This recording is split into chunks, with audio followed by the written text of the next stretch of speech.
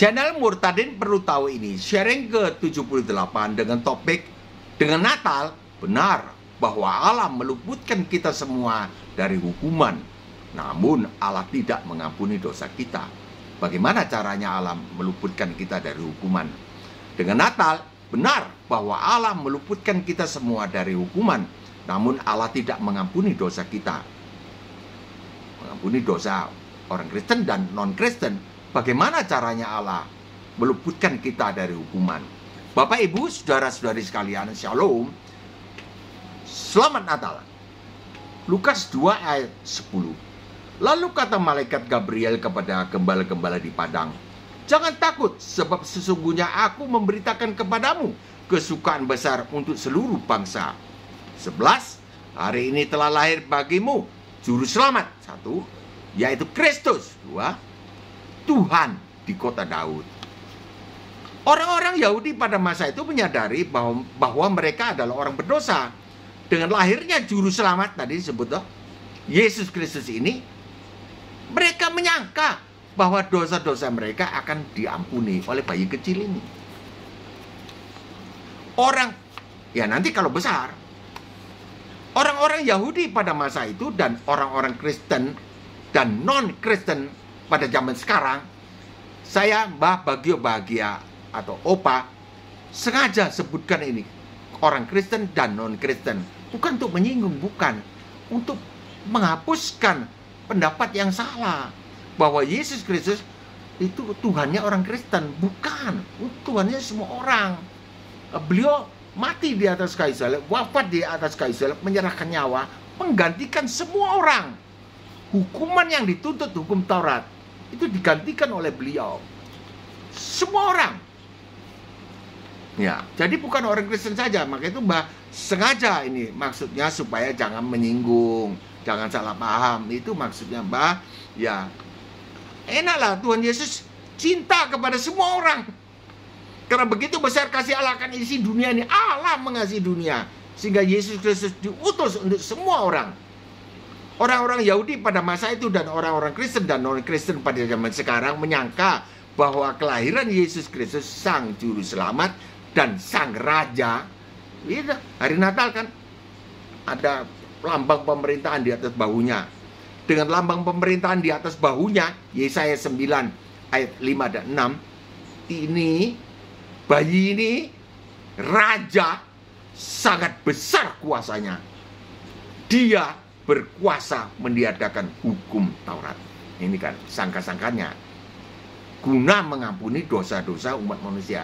Kalau hukum Taurat ditiadakan, maka orang berbuat dosa tidak apa-apa. Ini pikirnya orang.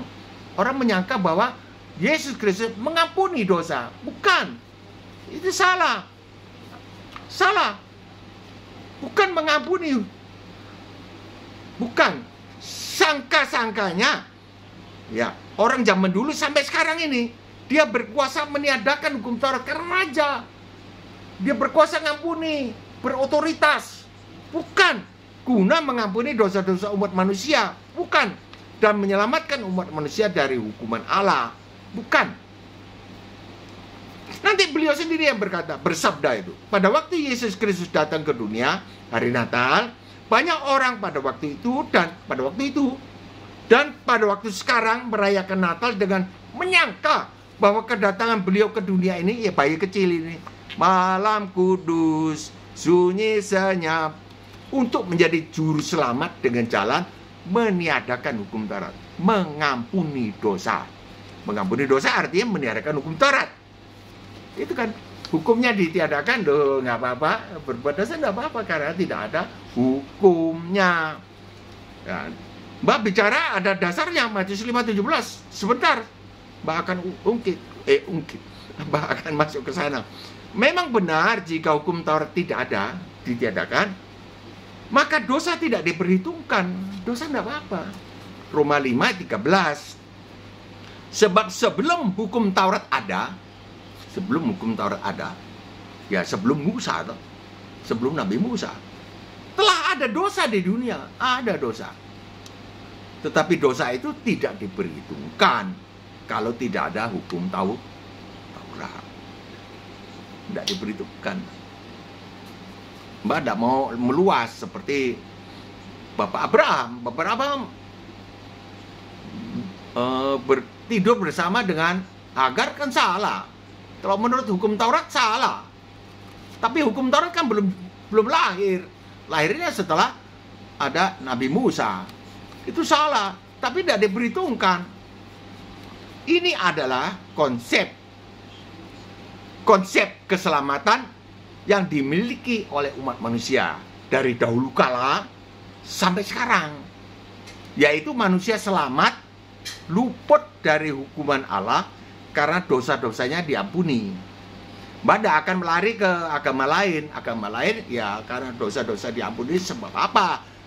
Bagaimana diampuni? Ya kita berbuat baik ini dan itu. Ya nggak tahu ya, itu pendapat agama lain. Kita tidak akan usik-usik ke sana. Dan orang Kristen banyak menyangka demikian, bahwa kita diampuni. Bukan diampuni. Diampuni itu artinya berdosa tidak apa-apa, dengan otoritas itu diampuni. Bukan. Tuhan Yesus bersabda, ini masuk kita di Matius 5:17. Konsep demikian itu salah. Jangan kamu menyangka seperti itu, salah. Sudah loh Mbak, sudah teriak-teriak loh. Ya, diwariskan aja lah ke generasi muda. Karena kalau secara umur Mbak, ini sebentar lagi umur 77. Matius 5:17 dikutip dengan aslinya. Janganlah kamu menyangka bahwa aku datang untuk meniadakan hukum Taurat. Jangan kamu menyangka bahwa aku datang untuk meniadakan. Artinya, ya Pak Wiknya Sutanto, Pak Pendeta Wiknya Sutanto bilang ini to destroy, ya oke lah bahasa Inggris atau apa. Pokoknya hukum Taurat ditiadakan. Ada yang bilang demolish, ya oke. Pokoknya hukum Taurat ditiadakan. Maksudnya hukum Taurat ditiadakan adalah orang berdosa tidak dihukum, tidak diperhitungkan dosanya karena hukumnya tidak ada. Itu cocoklah. Ini seperti ini. Kalau itu saya nggak ngerti, nggak jelas. Pak Wikyo Sutanto saya dengar dengan sangat teliti khotbah Anda di soal itu perpuluhan di menit ke-24. Timeline ke-24 dan seterusnya itu. Mengenai ini Matius 5:17. Janganlah kamu menyangka bahwa aku datang untuk meniadakan hukum Taurat. Bukan meniadakan hukum Taurat. Atau kita para nabi, aku datang bukan untuk meniadakannya, melainkan untuk mengenapinya. Ini resmi, persis. Mari kita baca dengan bimbingan Roh Kudus. Matius 5:17. Janganlah kamu menyangka bahwa aku datang untuk menyelamatkan kamu. Ini kan sangka-sangkanya orang. Meluputkan kamu dari hukuman Allah akibat dosa-dosamu dengan jalan meniadakan hukum Taurat. Ini kan di dalamnya ada terkandung maksud demikian. Supaya dosa-dosa kalian tidak diperhitungkan. Jangan kamu menyangka bahwa aku datang untuk meniadakan hukum Taurat. Supaya dosa-dosa kalian tidak diperhitungkan. Supaya dosa-dosa kalian diampuni. Jangan kamu menyangka. Kemudian kamu sekalian menjadi selamat karena hukum Taurat aku tiadakan. Jangan kamu menyangka seperti itu. Itu salah. Aku datang bukan untuk meniadakan hukum Taurat, melainkan aku datang untuk menggenapi hukum Taurat, yaitu menggenapi tuntutannya hukum Taurat, bukan menggenapi nubuatan-nubuatan perjanjian lama. Ini soal hukum, soal ketaatan melakukan hukum Taurat, bukan nubuatan. Nanti ini kan terbuktinya di Matius 5:19. Menggenapi tuntutannya hukum Taurat, bukan menggenapi nubuatan-nubuatan perjanjian lama. Bukan. Seperti roh Tuhan ada padaku, Yesaya 61 ayat 1 yang dikutip oleh Pak Pendeta Wiknya Sutanto, digenapi di Lukas 4 ayat 18. Yunus di dalam perut ikan, Yunus pasal 1 ayat 17 digenapi di Matius 12:40. Musa meninggikan ular di padang gurun, Bilangan 21 ayat 9 digenapi di Yohanes 3:14. Bukan mengenai nubuatan. Ya, bukan untuk menggenapi nubuatan hukum Taurat, tetapi menggenapi tuntutannya hukum Taurat. Buktinya di ayat selanjutnya, yaitu Matius 5:19 dan seterusnya sampai dengan 48. Ini soal melakukan perintah. Ini Matius 5:19. Karena itu, siapa yang meniadakan salah satu perintah hukum Taurat sekalipun yang paling kecil. Jadi ini lanjutan dari ayat 17.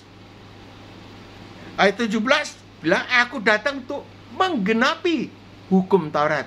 Itu bukan nubuatannya, tapi perintahnya ini digenapi. Bagaimana menggenapi perintah hukum Taurat? Karena itu siapa yang meniadakan salah satu perintah hukum Taurat sekalipun yang paling kecil. Ini kan, sekalipun yang paling kecil, menghormati orang tua, nggak usah lah, ditiadakan. Dia akan menempati tempat yang paling rendah di dalam kerajaan sorga. Atau itu yang paling kecil lagi,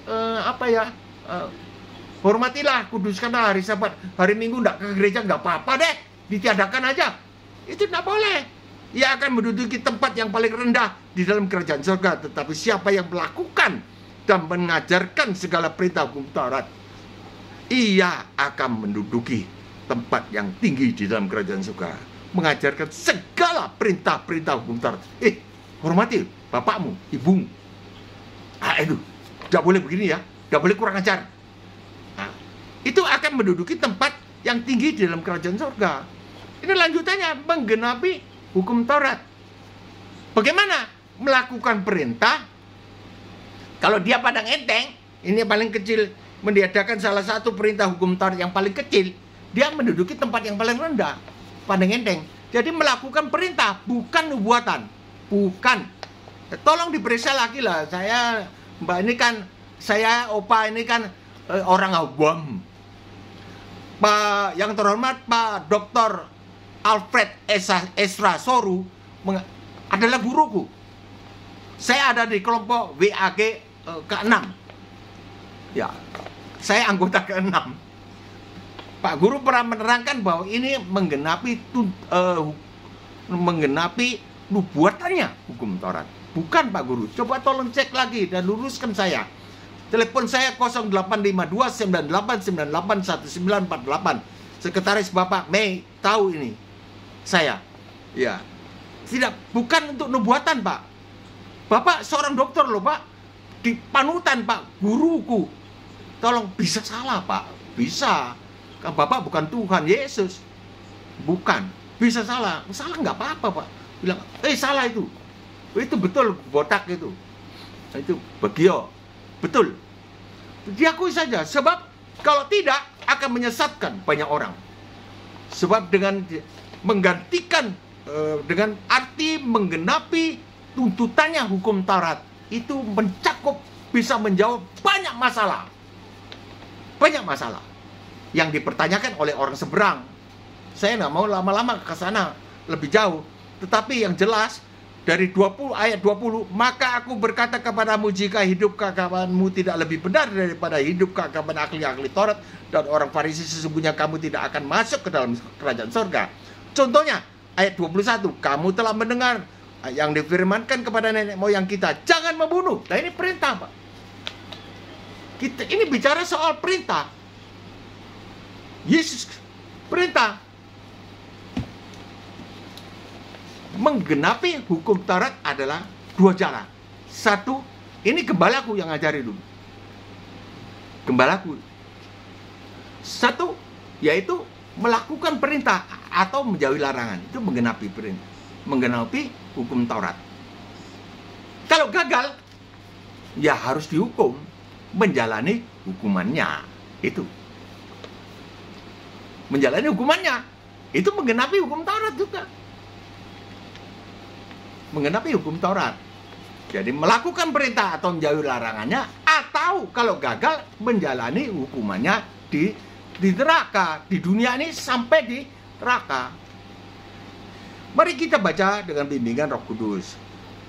Ini.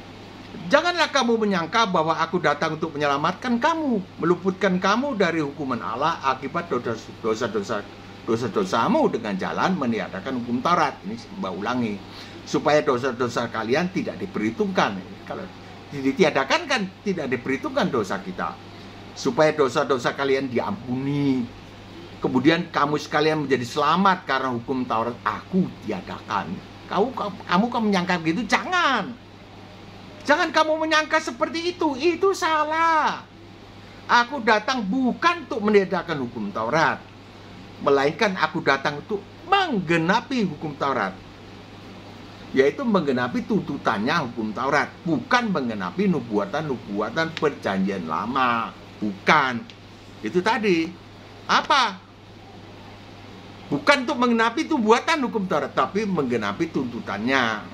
Buktinya itu tadi sudah saya bacakan, bahwa di Matius 5, 19, 20, 21, sampai 48 itu tentang melakukan perintah.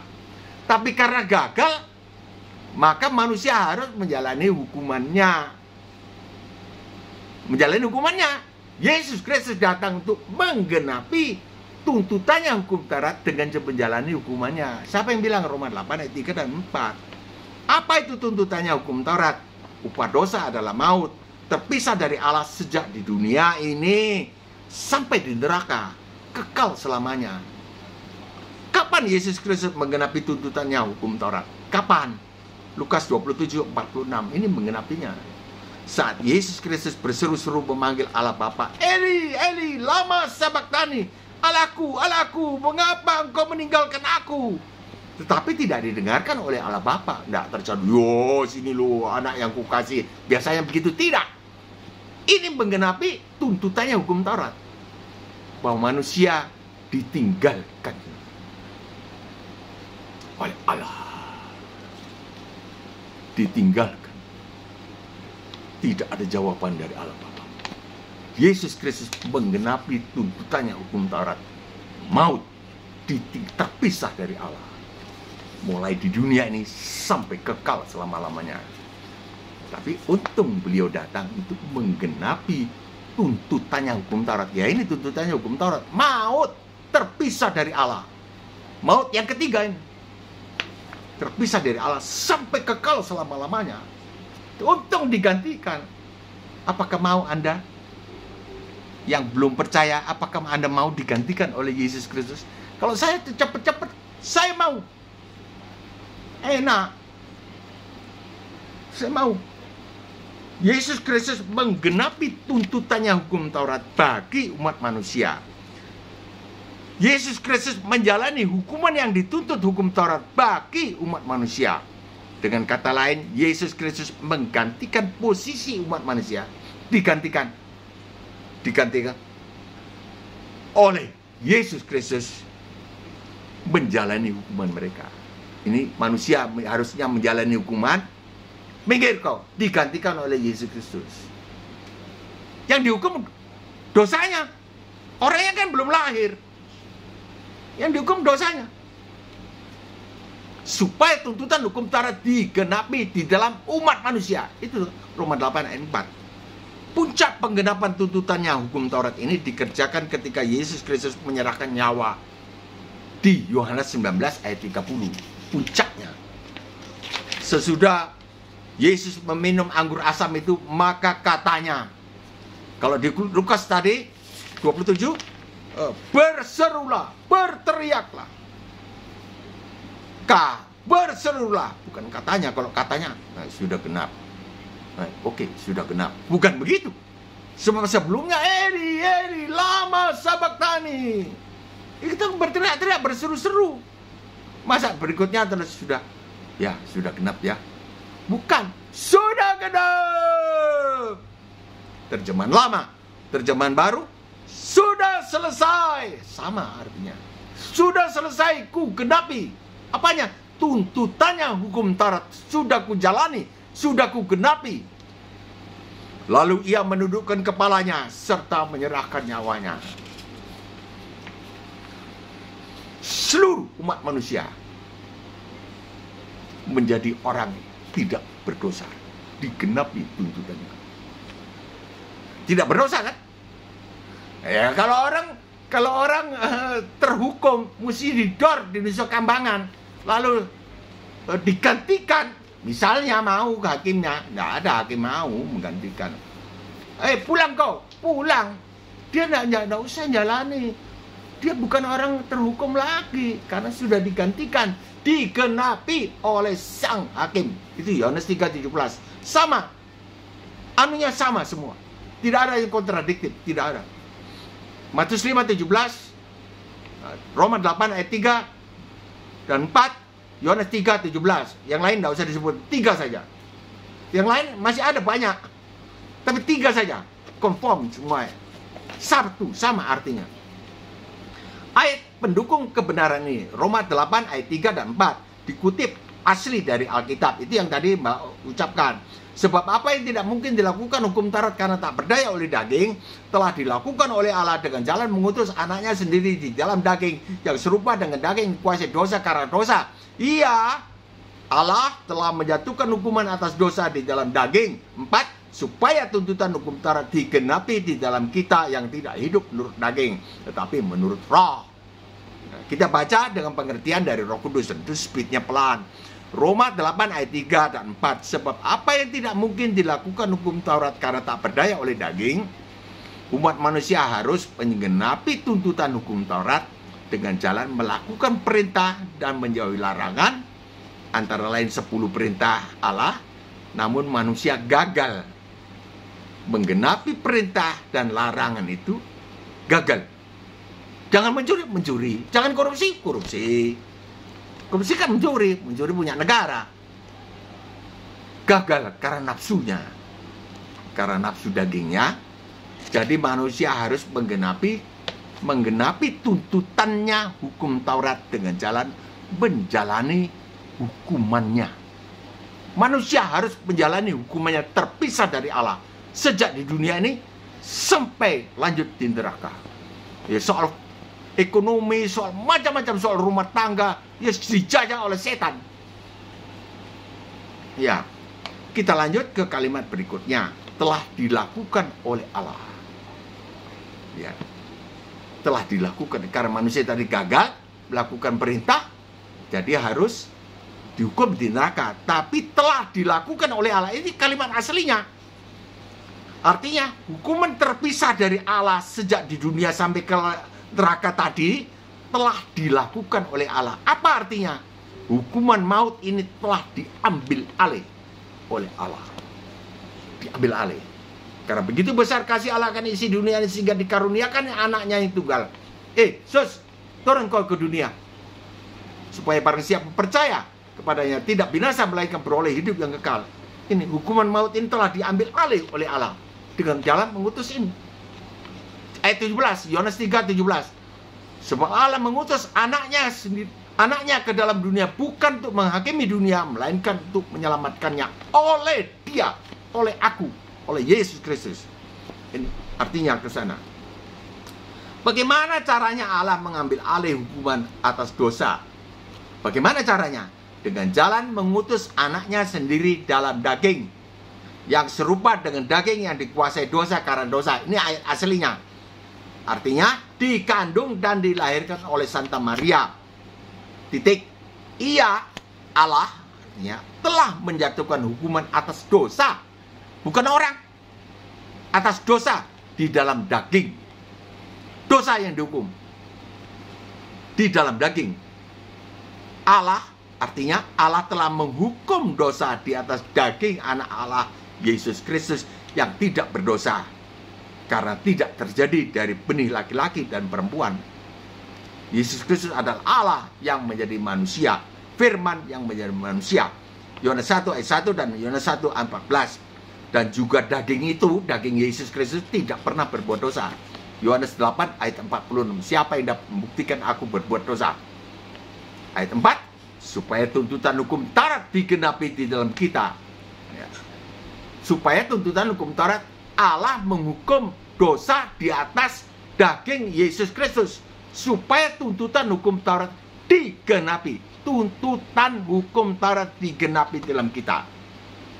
Menurut Pak Weknya, digenapi artinya menjadi kenyataan. Nubuatan, bayangan, digenapi artinya menjadi kenyataan di dalam Yesus. Yesus diurapi, bukan.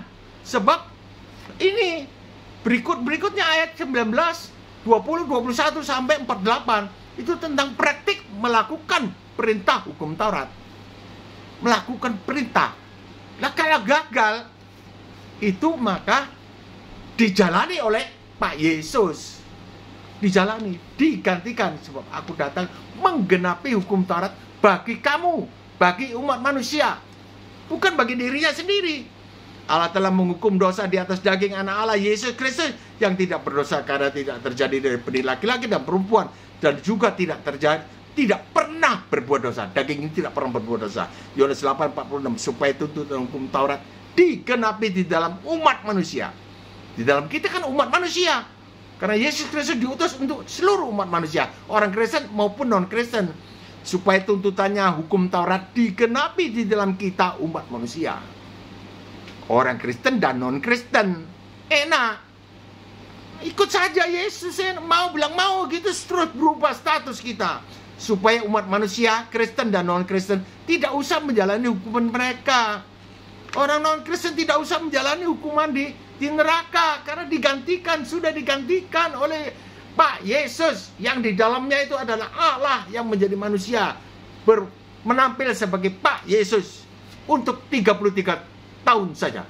Setelah itu kembali sebagai Tuhan, supaya orang Kristen dan non-Kristen selamat, karena digantikan, digenapi tuntutannya. Kan enak, hukumannya digantikan.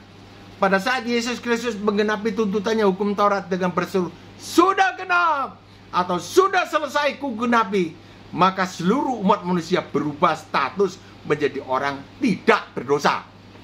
Tidak berdosa artinya tidak dihukum. Roma 8 ayat 1. Maka tidak ada penghukuman bagi mereka yang ada di dalam Kristus Yesus. Sembunyi di dalam Kristus Yesus, tidak dihukum. Karena mau digantikan. Roma 8 ayat 1. Kalau mereka mati, bukan kalau mereka mati, tetapi kalau mereka orang Kristen dan non-Kristen mau tuntutannya digenapi oleh Yesus Kristus di kayu salib. Saya mau, bukan mati. Ini kalau orang lewat saja, Mbak omongnya cepet karena takut kepanjangan katanya. Videonya panjang, males, ya terserah lah. Kalau orang mau cari kebenaran, ikutlah saya. Ikuti Mbak. Tolong Pak Wiknyo Sutanto, pendeta, dengan hormat, ya tolong cek ulang. Itu sorpannya kan begitu, cek ulang lah. Kalau salah, saya salah. Call saya 0852 9898 1948. Tidak ada YouTuber yang menyebutkan nomor teleponnya. Mbak tidak takut karena tulus, ya. Asalkan setelah selamat digantikan, setelah selamat menjadi orang tidak berdosa, mereka tidak hidup menurut daging. Ini ayat 4 tadi loh. Yang tidak hidup menurut daging, artinya kita berhenti melampiaskan kedagingan kita. Macam-macam, sudah tahu sendirilah. Tetapi menurut roh. Di mana itu ayatnya? Yang menurut rohnya yang mana? Ya ini, Matius 5 22 ya, 21 sampai 48. Ini hidup menurut roh. Bukan hukum Taurat baru, tapi rule, aturan. Sebab semua ada jalan keluarnya, kecuali bercerai dan bersumpah. Tidak ada jalan keluar. Jalan keluarnya jangan bercerai, jangan bersumpah. Yang lain ada jalan keluarnya. Ini merupakan satu acuan hidup setelah selamat. Jadi kalau tidak ikut ini, batal selamat. Bukan sekali selamat tetap selamat, bukan. Nggak ada acuannya gini. Ini langsung disabdakan oleh Tuhan Yesus. Tuhan Yesus kan di dalamnya. Kan nampilnya Pak Yesus, di dalamnya Tuhan Yesus. Sampai sekian dulu, kiranya turunlah segala berkat rohani dan jasmani kepada para penonton video ini serta keluarganya. Tuhan memberkati arti Natal yang terbukalah bagi mereka sekalian yang mendengar ini ya Tuhan.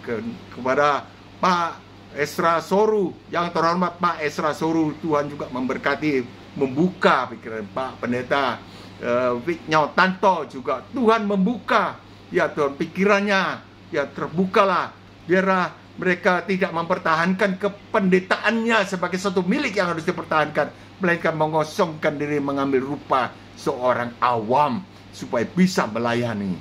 Kalau salah nggak apa-apa. Biar dokter kalau salah nggak apa-apa. Bilang saya salah. Ini yang betul. Begitu demi keselamatan umat manusia, bukan demi harga diri pribadi, bukan. Saya kira begitu Tuhan. Saya kira Tuhan setuju ya Tuhan. Tuhan memberkati serta ekonomi berkecukupan, memberkati hari Natal ini yang mereka memperingatinya dengan pesta atau apa, bersukaria atau keluar kota. Tuhan selamatkan di jalanan, di darat, di udara, di laut, di mana-mana berpapasan dengan mobil, berpapasan dengan tiang listrik, dengan jurang dan sebagainya. Tuhan selamatkan mereka semua ya Tuhan. Cukupkan ekonomi yang mereka ya Tuhan. Terima kasih Tuhan Yesus. Dalam nama Diko yang kudus kami berdoa nih. Amin. Jika berkenan tekanlah subscribe, jika suka tekanlah like, atau bagikanlah video ini kepada teman-teman atau keluarga. Ya, tulislah komentar. Mbak sudah ungkapkan ulang-ulang. Tulislah komentar, jangan abstain supaya Mbak tahu. Jangan dibiarkan. Jika kalau dibiarkan ya Anda tidak cinta saya, mesti cinta saya dong. Ya, kasihlah sesama manusia. Kalau salah, salah Mbak, begini, Mbak kepengen dikoreksi. Sampai sekarang belum pernah ada yang mengkoreksi atau apresiasi sampai sekarang. Ada apresiasi 1-2 orang, tapi yang koreksi itu yang saya tunggu, yang mengkoreksi Mbak. Sampai di sini dulu, insya Allah bisa ketemu lagi besok atau lusa. Nah, selama 18 hari Mbak tidak unggah video karena ada duka cita di dalam keluarga. Ya, ada juga yang sakit yang sekarang sedang diurus. Sampai sekian, shalom. Insya Allah kita jumpa lagi.